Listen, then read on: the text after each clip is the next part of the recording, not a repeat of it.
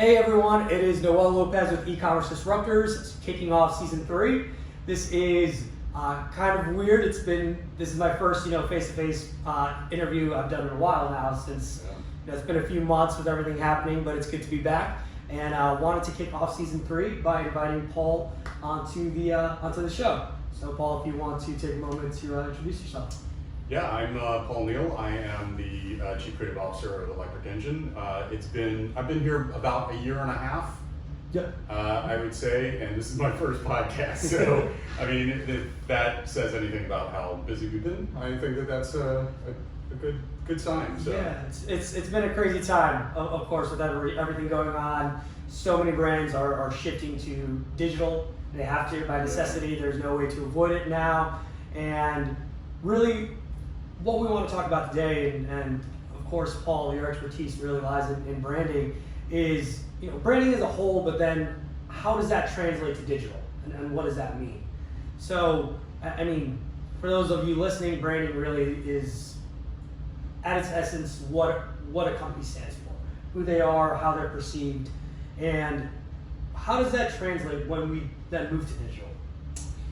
Yeah, I mean, that's a great question. I don't think that it should. I think a brand experience should be sort of like expressed wherever the consumer is experiencing it, right? Mm-hmm. So, for us, a lot of it is e-commerce, and we have to take into consideration essentially a consumer's sort of like experience, their journey, and what traditionally maybe a couple decades ago the consumer journey was like, let's go somewhere and buy something, right? That's the brick and mortar experience. Mm-hmm. And now, we've got to sort of like translate that to the digital and the online. And really and truly, to be honest, it shouldn't be any different. I mean, whether it be virtual or brick and mortar, I think that the brand experience should communicate the brand purpose, the overall brand feel. And you should be stepping into a lifestyle of like that brand and experiencing that. And you can do that in many different ways. The consumer behavior these days is this O2O, which is, really and truly, it's the offline to online, or vice versa, online to offline. Right. And that's what kind of we're sort of like seeing and experiencing, which is, when consumers are, it's the same behavior. It's you're looking, you're price shopping, you're probably trying, and then you're purchasing. And within those sort of like, 4 steps, whether that's virtual or whether that's, in store, you kind of have to like recreate that. So that I mentioned that O2O thing, which is, this real sort of like idea of consumer behavior where, consumers are either shopping online, looking at reviews and doing their research and everything, and then potentially going to offline in store. We have an Amazon 4-star store right up the street, right? There's that method, and then you can actually do it the other way. A lot of times consumers are in store and they pull their phone out, right? They see something and they start like, price shopping. Right. So really and truly, it's that method, and as we approach our brands, we have to have that message, we have to have that sort of experience come through in all those different things. Perfect example, and tell me if I'm rambling, but oh, no, this is great. Perfect example is Timberland. There was a brand that wanted to focus on a lot of sort of like consumers driving them from online to their store. So we created the New York City flagship store, which was an actual rainforest inside. Right. They actually had a rain room where you could like step inside, try on a coat or try on some boots, and so it was trying to get like a sort of a merchandised experience inside the store. And I think the brand, like, go to timberland.com right now, and that experience does not come to life. Right. I think they're not translating that back onto the online because, as you know, in these uncertain times, we've got to drive. Everybody's home and everybody's shopping. So I think that's super important for brands to really, start like thinking about and focusing on that. Right, and I think you bring up a fantastic point. A lot of brands spend millions developing this in-store experience, this brick and mortar. Timberland is a great example, even if, and obviously kind of a more playful brand, but let's say Nintendo.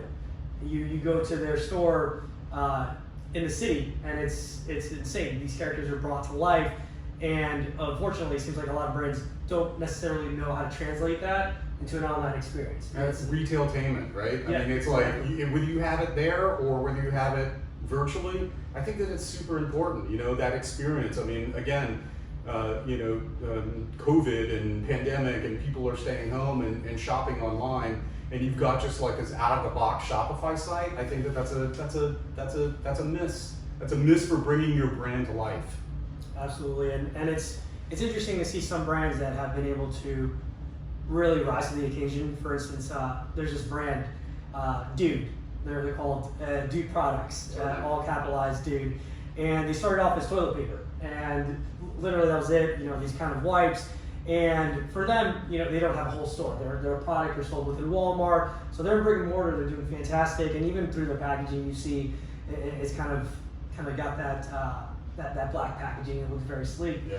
But if you look at their website, they just launched a new website, and their tone of voice, everything comes through. They're making the bathroom humor. You know, they're the same with their branding throughout. They're online. They're like, who has a shittier job than me? Like, you know. So personality's coming through. Exactly. Right? I mean, that's like super important. And it's huge. And even with their website, they were able to do that. They even kind of switched up the experience. The navigation's on the bottom versus the top, which is a little odd, you know. But it's interesting to see it come to life. But it's engagement, exactly. Right? I mean, all that is engagement. And once you've engaged someone, you've locked them into a conversion. You've locked them into potentially loyalty because you've gotten their attention, you know. And I think that's super important. And I think one thing to consider too is people's attention spans, right? You're landing on a website, and if you don't immediately capture them, they're gone.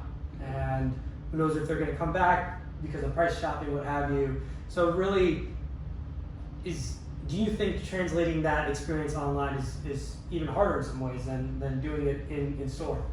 Yeah, certainly. I mean, but you know, there are techniques. I mean, you know, like as you know, I mean, we work together, right? But there's techniques to sort of like bring that journey to life. You know, there's storytelling. There's you know, this story that's being told that is rolling out to you online, and you really don't have to sort of like really go anywhere. I mean, so I think that's as long as a brand is doing that and getting that sort of like you know, we always sell in the why, and consumers don't purchase the what or the how, they purchase the why, and that's the sort of like the golden circle, right?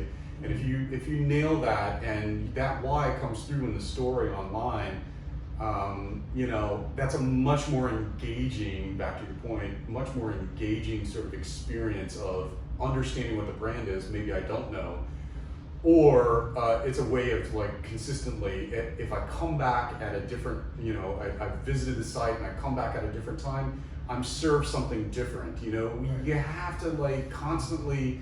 I mean, we're all ADD these days, right? We're on our phones. We got like so much information coming through. You have to constantly, you know, get in their face and change the message and do something different. And that's when you lock in a conversion. And I think you brought up two really important points when it comes to that online experience that we're seeing. You know, brands are dabbling in, and some are really perfecting, but it's that idea of storytelling and then the hyper-personalization. Yeah. And I think a brand that does a phenomenal job of that, and we talk about this at the office all the time, go back to it time and time again, is Apple. You go through their experience, and you know, we use the term storytelling, which really relates to when you land on a page, as you scroll, the experience continues to build and it continues to go through it, and Apple does a phenomenal job. Thank you for explaining that. I said that earlier about like, you know, some of the audience members knowing what that is, but great term of just sort of like, you know, and it goes at your pace as well. I mean, the great example is the iPod Pro sort of like storytelling experiences. As I scroll through that, I'm like doing it at my pace. I can actually make the guy dance, and you know, and the technology kind of like, you know, explodes apart, and I can kind of like control seeing all those parts and everything. Yeah, personalized experience is very, very important. You know, even to the down to the sort of like selection of the product in personalization, I think is very, very important. We talked about Thorne, which is a vitamin company, and you know, it's a subscription kind of like a very, very interesting model. Super premium vitamins, but when you go to the website,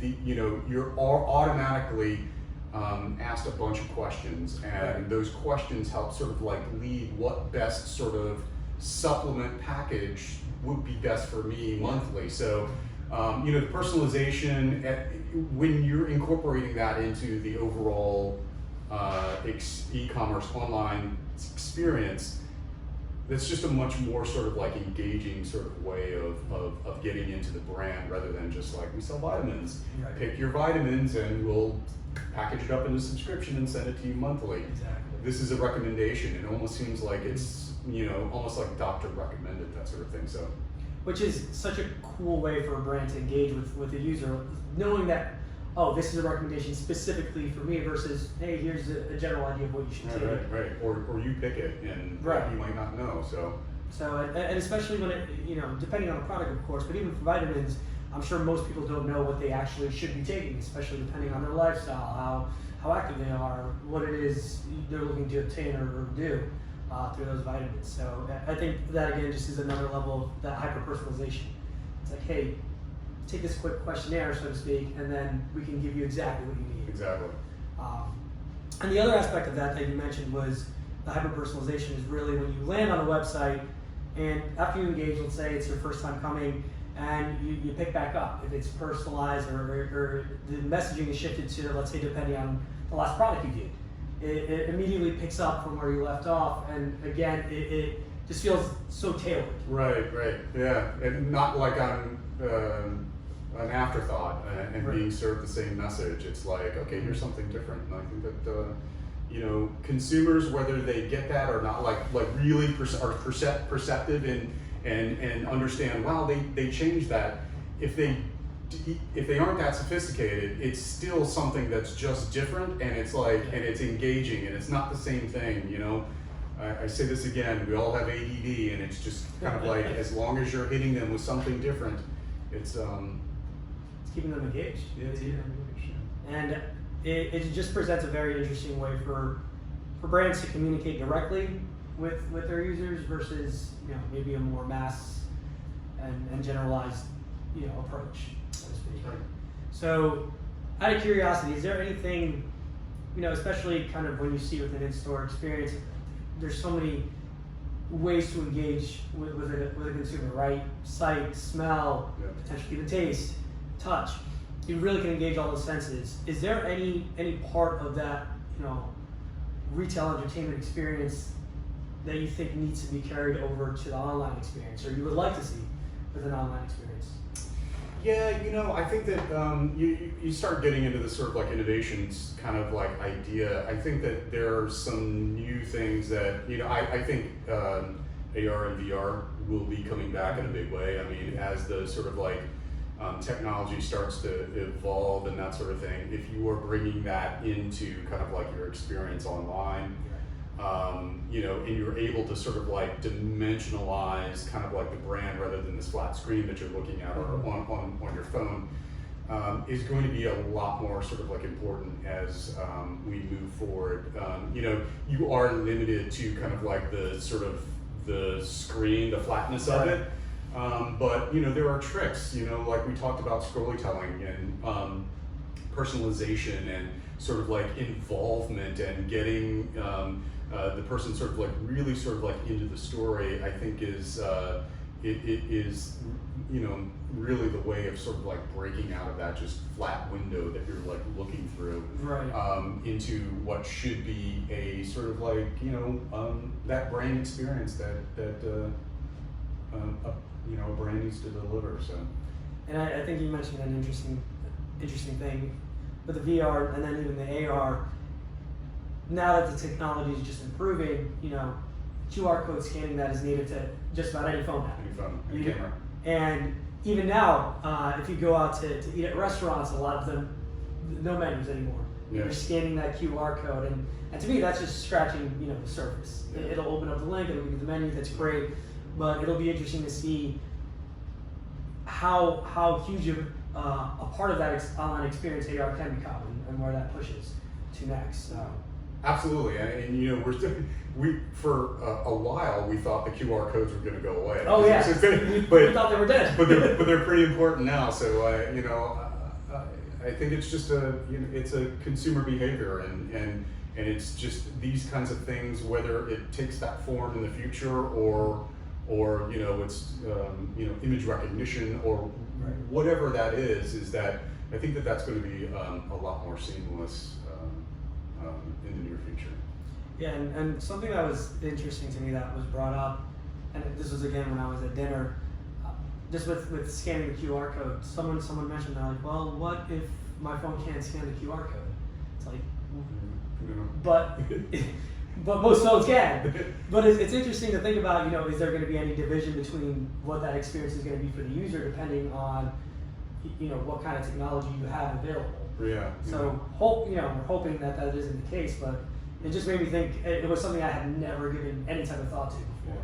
So. Yeah, I think the numbers are something ridiculous. I mean, smartphones in their complexity have taken over something like 78% of the total global market. So I mean, so there's a few 22% of the flip phones out there that can't scan a QR code, but and for those of you that have the the Nokia, at least it's indestructible. So there's always that. But yeah, I guess kind of almost to wrap it up with branding and just that online experience. Do you think there's anything that's overlooked or something that brands should highlight even more now that there has been such a shift towards that online experience because of what's happening? Yeah, what we're seeing these days, we ourselves are seeing a huge uptick in AI. We've got clients coming to us and asking us to create chatbots that use AI that help this sort of like seamless experience. Again, getting you through that funnel of like what sort of like product is right for me. Our client Pitney Bowes has a wide variety of like products, and this chatbot is able to sort of like help them sort of like funnel through by asking certain questions in this seamless way without even actually having to provide a human interaction. I mean, it's just quick, it's on, and it's again to personalization, help that. So things like that I think are really, really important. I think when it comes to branding, getting the message out is pretty standard. In these uncertain times, we talk about pandemic that we've got a lot of sort of captive audiences, and now more than ever, this sort of like digital messaging is going to be a lot more important. It is part of an overall marketing message, but it is the most important thing that a brand should be focusing on is their digital message. Is that things like just in messaging, you've got organic ads, you've got display ads, the different types of media. I think that these are kind of like things that are really sort of like relevant when it comes to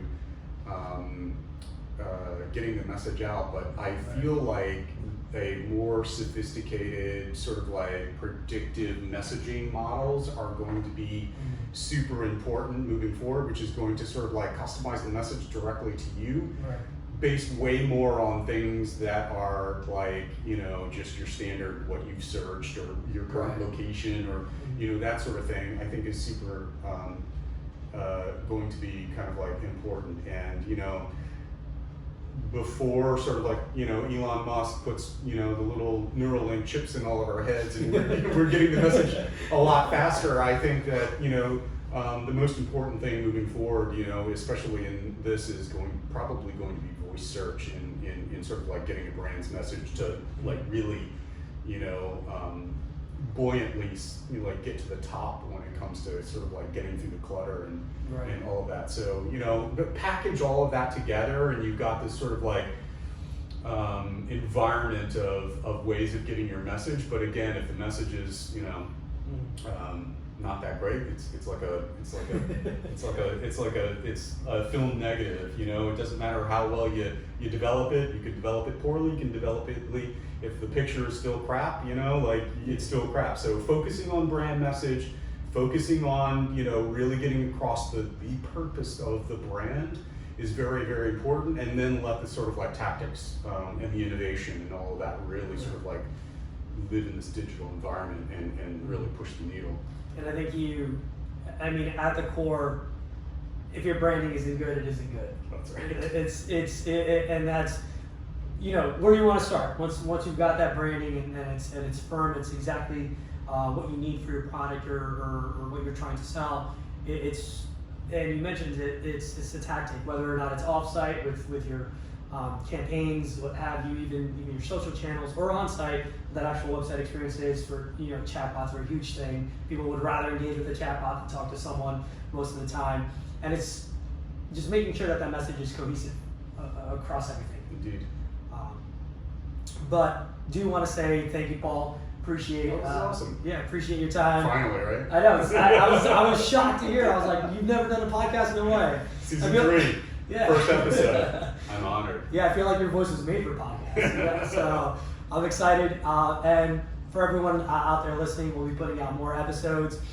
Super excited for season 3. Going to be bringing a lot new, exciting content. And make sure you're tuned in for the next episode. Awesome. Thanks. All right, awesome. Thanks, guys.